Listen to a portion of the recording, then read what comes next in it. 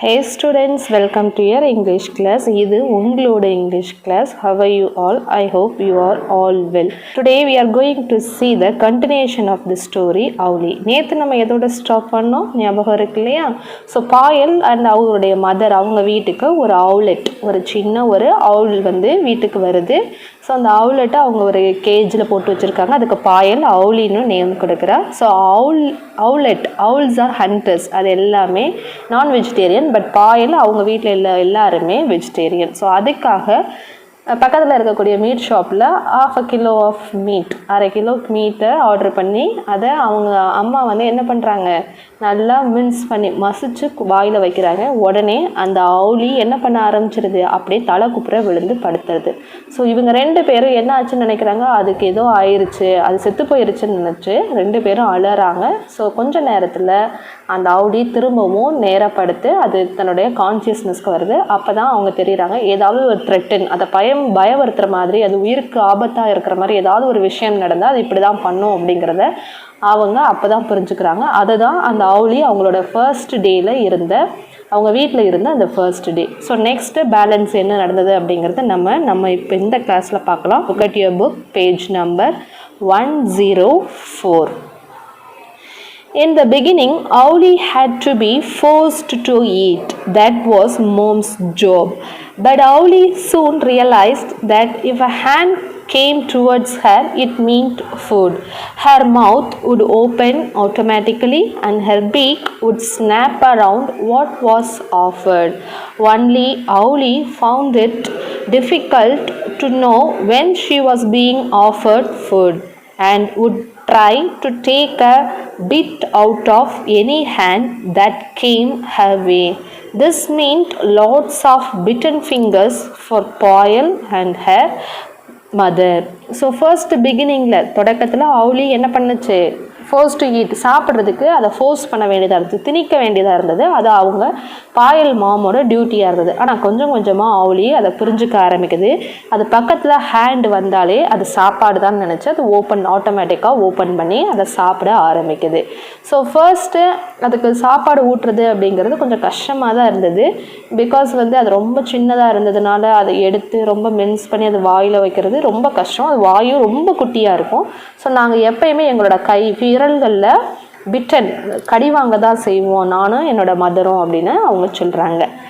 Reading up more about owls and their habits, Payal discovered that Owlie was a spotted owlet. She had the typical grey-brown coat, heavily spotted with white, the pale face, yellow eyes and the white neckband, which looked like a ribbon, Payal decided. Soon, Payal took over the job of looking after Owlie. She saw that the cage was cleaned every day. She filled the water bowl. Once Owlie began to eat by herself, Payal too could feed her. She loved the way Owlie took a piece of raw meat from her hand. During the day, Payal kept the cage covered. Owls are night birds, so they slept during the day. At night, when owls are active, Payal took off the cover. They had decided that they would let Owlie fly away once she had grown bigger, but that meant that she had to learn to fly. To do that, Owlie had to be in a closed room. So கொஞ்சம் கொஞ்சமாக அந்த அவுல்ஸையும் அதனுடைய habits, அதனுடைய பழக்க வழக்கங்களையும் பற்றி படித்து தெரிஞ்சுக்கிறாங்க. அப்போ தான் பாயல் அவங்க வீட்டில் இருக்கக்கூடிய அந்த அவுலெட் எப்படிப்பட்டதுங்கிறத தெரிஞ்சுக்கிறாங்கன்னா ஸ்பாட்டட் அவுலெட், அது மேலே புள்ளி புள்ளியாக இருக்குது. ஸோ அது என்ன கலரில் இருக்குது, டிப்பிக்கல் கிரே ப்ரௌன் கோட்டில் இருக்குது. ஸோ அங்கங்கே ஒயிட்டு, அதனுடைய ஃபேஸ் பார்த்திங்கன்னா ஒயிட் கலரில் இருக்குது, அதனுடைய ஐஸ் எல்லோ கலரில் இருக்குது. ஸோ அதனுடைய கழுத்தில் ஒயிட் கலரில் ஒரு நெக் பேண்டும் இருக்குது. ஸோ கொஞ்சம் கொஞ்சமாக இந்த அவுலியை பார்க்கக்கூடிய வேலையை யார் எடுத்துக்கிறா, பாயல் எடுத்துக்கிறா. பாயல் அந்த வேலையை எடுத்துக்கிறா. ஸோ அவள் அந்த கேஜை டெய்லி க்ளீன் பண்ணுறா, அதில் இருக்கக்கூடிய வாட்டர் பவுலை ஃபில் பண்ணுறா. ஸோ ஒரு நாள் அது வந்து என்ன பண்ணுது, அவுலி கொஞ்சம் கொஞ்சமாக அதுவே சாப்பிட கற்றுக்கிறது. பாயல் ஃபர்ஸ்ட்டு ஊட்டி விடுறா, அப்புறம் கொஞ்சம் கொஞ்சமாக கற்றுக்க ஆரம்பிக்குது. ஸோ அது அவளை கையில் இருந்து அந்த ரா மீட்டை எடுக்கிறதே அவளுக்கு ரொம்ப பிடிச்சிருக்கு. ஸோ டூரிங் த டே பகல் டைமில் பாயல் அந்த கேஜை என்ன பண்ணிடுவா, ஏதாவது ஒரு துணி போட்டு மூடிடுவா.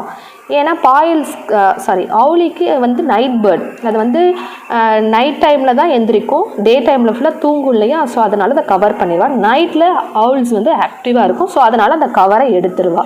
ஸோ எப்போ இவங்க என்ன டிசைட் பண்ணியிருக்காங்கன்னா, அவுலி எப்போ பறக்க கற்றுக்கிறதோ, எப்போ பெருசாகி பறக்குதோ அப்போ இதை வெளியில் விட்டுடலான்னு அவங்க டிசைட் பண்ணி அதை ஒரு க்ளோஸ்டு ரூம்லேயே வச்சுட்டு இருக்காங்க.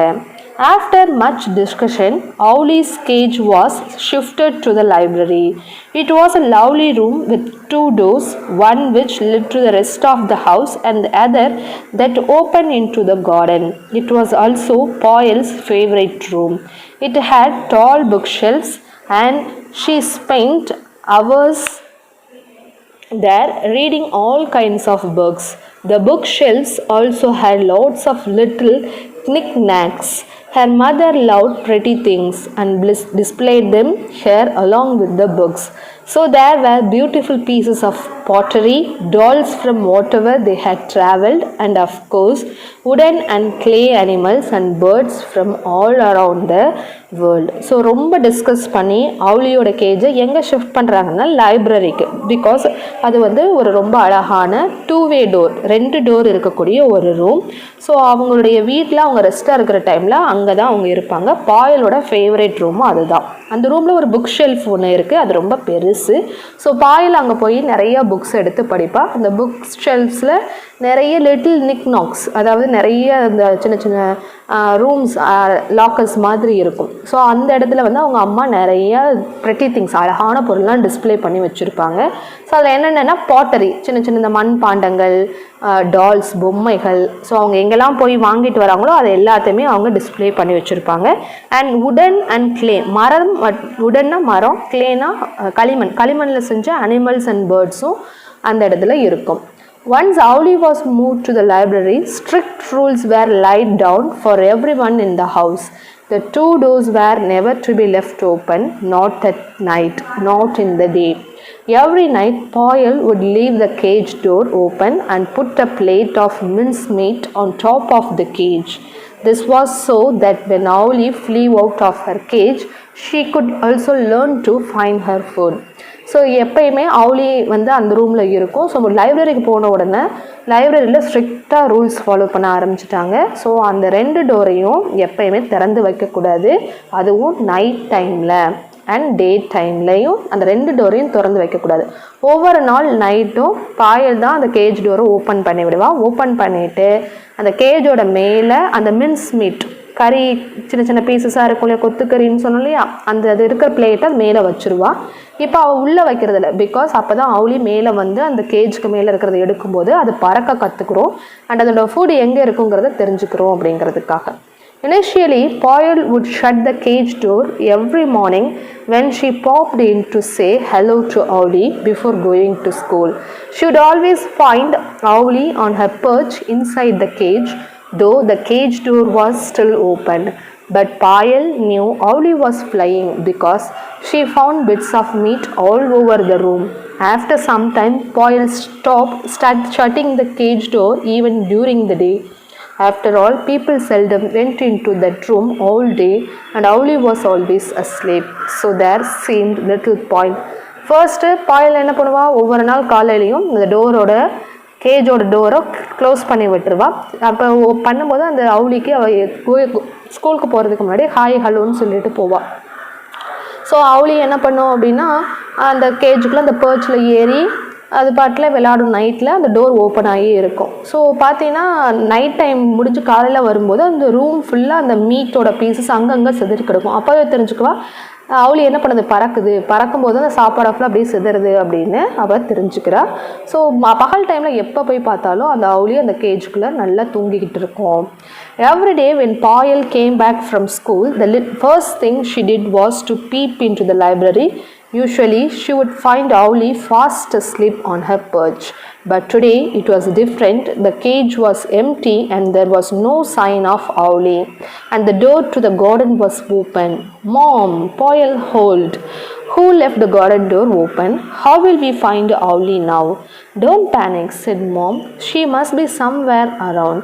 They shut the garden door and looked in every corner of the room, behind doors, on top of the tall bookshelves, in every nook and cranny. No அவுலி. ஸோ ஒரு நாள் பாயல் ஸ்கூல் விட்டு வெளியில் வந்து ஃபர்ஸ்ட் அவள் பார்க்கக்கூடிய விஷயம் அவுலி அந்த ரூமில் இருக்கான்னு அந்த லைப்ரரிக்குள்ளே எட்டி பார்ப்பா. அன்னைக்கு பார்த்தா அந்த எப்பயுமே அவுலி அதில் தூங்கிக்கிட்டு தான் இருக்கும். ஆனால் அன்னைக்கு அப்படி இல்லை, அதனுடைய கேஜ் எம்டியாக இருக்குது, அங்கே அவுலி இல்லை. கார்டனுக்கு போகக்கூடிய அந்த லைப்ரரி டோர் திறந்து கிடக்கு. உடனே கத்துறா, மாம் அப்படின்னு கத்துறா, யார் இந்த டோரை ஓப்பன் பண்ணி வச்சது, நம்ம இப்போ எப்படி அவுலியை கண்டுபிடிக்கிறது அப்படின்னு. மாம் சொல்கிறாங்க, கவலைப்படாது, இது இங்கே தான் இருக்கும் அப்படின்னு சொல்லிட்டு அந்த டோரை க்ளோஸ் பண்ணிவிட்டு எல்லா இடத்துலையும் தேடுறாங்க. டோருக்கு பின்னாடி, அந்த புக் ஷெல்ஃப்க்கு மேலே, ஒவ்வொரு சின்ன மூளை முடுக்கெல்லாம் தேடுறாங்க. ஆனால் அவுலி கிடைக்கவே இல்லை. Tears ran down Poyle's cheeks. They had wanted Owlie to fly away, but not so soon. She was still so small. How would she hunt for her food? What if a kite or eagle swooped down on her? Finally, Mom said, well, now Owlie has gone. We may as well as leave the doors open and air the room. Wiping her tears, Poyle threw open the doors to the room. She hoped secretly that Owlie would come in if the doors were kept open. So பாயலோட கன்னத்தில் கண்ணீராக வலியுது. எப்படி அவுலி பறந்து போச்சு, இப்படி நடந்திருக்கு, அது ரொம்ப ஸ்மால். அதை யாராவது சாப்பாட்டுக்காக என்ன பண்ணிடுவாங்க, வேட்டையாடிடுவாங்க. இல்லை ஏதோ ஒரு பட்டமோ இல்லை கழுகோ பார்த்துச்சுன்னா அதை தூக்கிட்டு போயிருமே, பட்டம் பறந்து அந்த கயிறு கூட மாட்டி சிக்கி இறந்துரும் அப்படின்னு சொல்லும்போது மாம் சொல்கிறாங்க, ஓகே அழாத, அவுலி நம்மளை விட்டு போயிருச்சு, ஸோ அதனால் டோரை ஓப்பன் பண்ணி வை, ரூம் ஏர் வரட்டும், காற்று வரட்டும் அப்படின்னு சொல்லிட்டு சொல்கிறாங்க. பாயலும் டோரை ஓப்பன் வைக்கிறான். ஆனால் அவளுக்குள்ள ஒரு நம்பிக்கை இருக்குது, கண்டிப்பாக அவுலி திரும்ப வரும், இந்த டோரை ஓப்பன் பண்ணியே வைப்போம் அப்படின்னு. Mom left the room to go do her afternoon errands. When she came back a couple of hours later, Poyle was sitting, gazing mournfully at Owlie's cage. Why don't you find yourself a good book to read? Mom asked. She knew that reading a book was the only way Poyle would cheer up. When Poyle was sad, she always read, okay, shied Poyle and started looking for a book she had not read. உடனே மாம் அந்த ரூமை விட்டு போயிட்டு அவங்க மதியம் செய்ய வேண்டிய வேலைகளுக்காக வெளியில் போயிடுறாங்க. திரும்ப அவங்க a couple of hours, 2 மணி நேரம், கப்புள் ஆஃப் ஹவர்ஸ்னால் 2 மணி நேரம் கழித்து அதே இடத்துக்கு வர்றாங்க. வரும்போது பாயல் அதே மாதிரி உட்காந்து சோகமாக உட்காந்துட்ருக்கா. உடனே அவங்க சொன்னாங்க, ஏன் நீ ஏதாவது ஒரு புக் எடுத்து ரீட் பண்ணலாம் இல்லையா அப்படின்னு. ஏன்னா இவ எப்படியாவது சோகமாக இருக்கும்போது அவளை சந்தோஷப்படுத்திக்கிறதுக்காக புக்கு தான் ரீட் பண்ணுவாளாம். ஸோ உடனே அவள் என்ன சொல்கிறா, ஓகே நான் பண்ணுறேன் அப்படின்னு சொல்லிட்டு அவள் ஒரு புக்கை தேடுறா. எந்த புக்கு படிக்கலையோ அந்த புக்கை தேடுறா. She noticed a curio on a shelf that she had never noticed before. Hello, where did this one come from? She wondered. Where did her mother get the owl from? She was about to pick it up when the curio opened one eye. It was Owlie pretending to be a curio. Mom, bawled Poyle. She is back. Don't you ever give me a fright like that again. She scolded the owl as she put her back in her cage. Poyle swore later that Owlie winkled back at her. She probably did. So உடனே book ஷெல்ஃபில் அவள் புக்ஸை தேடும்போது அங்கே ஒரு கியூரியோனா ஒரு சின்ன சிலை ஒன்று இருக்குது. அந்த சிலை வந்து இது வரைக்கும் பார்த்ததே இல்லை. ஹலோ, இது யார் கொண்டு வந்து இங்கே வச்சது, அதுவும் மாம் ஒரு அவுளோட கியூரியோவை இங்கே கொண்டு வந்து வச்சுருக்காங்களான்னு அதை வேகமாக போய் தூக்குனா அந்த கியூரியோ என்ன பண்ணுது, தன்னோட கண்ணை திறக்குது. அப்போ தான் அவள் தெரிஞ்சுக்கிறா அது கியூரியோ கிடையாது, அது அவுலி அப்படின்னு. அது இவ்வளோ நேரம் கியூரியோ மாதிரி நம்மளை ஏமாற்றிட்டு இருந்திருக்குன்னு சொல்லிட்டு மாம்னு கத்துறா. அது திரும்ப வந்துருச்சு அப்படின்னு சொல்லிட்டு அவுலிக்கிட்ட என்ன சொல்கிறா, நீ இனிமேல் இப்படி இந்த மாதிரி ஒரு தடவை என்னை பயமுறுத்தாதான்னு இந்த அவுலியை திட்டிட்டு அதை திரும்பவும் கேஜுக்குள்ளே கொண்டு போய் வச்சிடறா. ஸோ கொஞ்சம் நேரம் கழித்து பார்த்தா அவுலி என்ன பண்ணுது, மேலே ஏறி உட்காந்து அதை தன்னுடைய சேட்டைகளை செய்து. So this story is written by Vijaya Ghosh. Okay students, that's enough. I hope you have understood this. உங்களுக்கு அந்த ஸ்டோரி பிடிச்சிருந்தது இல்லையா? Okay, the rest of the exercises we will see in the next class. I will catch you later in the next class. Thank you. Bye bye.